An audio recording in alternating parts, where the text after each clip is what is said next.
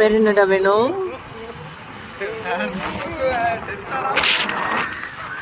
18+ தான் பேசுவியாடா? ரெண்டும் ஒண்ணுதான்டா. அரே பகவான், நீ கவுத் போட்டா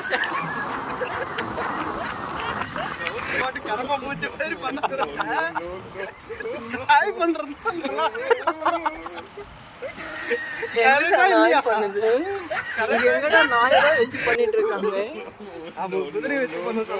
செத்து போச்சுடா. குதிரை இல்லடா, அந்த கலரி வித்த தாண்டா தெரிய மாட்டேங்குது. கலரி கலர் அடிக்குது. குதிரை கிட்ட கேட்கணும். மோட்டான குதிரை மரட்டு குதிரையா இருக்குது.